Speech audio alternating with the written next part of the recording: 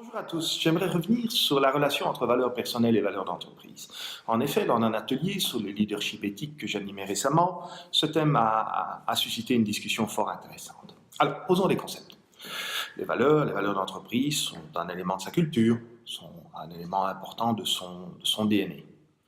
Les valeurs individuelles, de même, sont, d'une certaine manière, partie de notre DNA intellectuel et émotionnel. Elles font partie de notre culture, avec tous les éléments de notre passé, de notre histoire et de notre éducation. Les valeurs sont un guide à l'action, un guide à la décision, au comportement, aux attitudes. Et c'est vrai tant dans le cadre de l'entreprise que dans le cadre de notre vie privée. Alors que faire si les valeurs d'entreprise et nos valeurs individuelles sont ou apparaissent incompatibles ou dans une certaine mesure contradictoires? Alors, dans le cadre de l'entreprise, je n'ai pas de doute. Le guide à l'action, à la décision, ce sont les valeurs d'entreprise.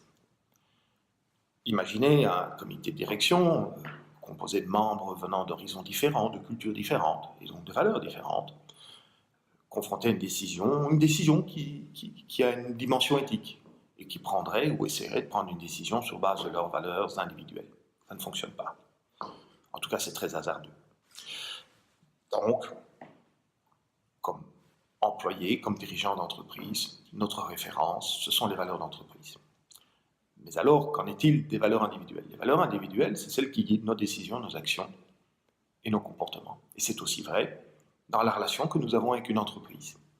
Dès lors, si vous constatez, ou au bout d'un processus, on est amené à constater qu'il y a incompatibilité, il faut savoir en tirer les conclusions. Mais quelles sont ces conclusions? Je vais y revenir. Je crois qu'il est important, avant d'arriver à une conclusion sur cet écart, cette incompatibilité, cette contradiction entre valeurs d'entreprise et valeurs individuelles, c'est de faire une pause et de bien réfléchir. Nos valeurs, je viens de le dire précédemment, sont un élément de notre personnalité. Elles jouent comme un prisme. Donc elles déforment. Donc je crois qu'il est fort important, et c'est normal, puisqu'elles font partie de notre personnalité. Je crois qu'il est fort important de faire une pause et de bien réfléchir. Y a-t-il vraiment un écart, et un écart significatif entre les valeurs de l'entreprise et notre valeur personnelle? Et cet écart est-il réellement problématique? Dans la mesure où cet écart et cette différence s'avère difficile à vivre, s'avère difficile à gérer à la fois dans la vie privée et dans la vie professionnelle, je pense qu'il y a deux voies possibles. La première, c'est bien sûr en tirer une conclusion radicale et calmement, sereinement, quitter l'entreprise. De l'autre côté, je crois qu'on peut quand même se poser la question s'il n'y a pas moyen de faire progresser les valeurs. Et je ne pense pas uniquement aux valeurs de l'entreprise. Je pense qu'il faut se poser la question si on peut faire progresser ses propres valeurs.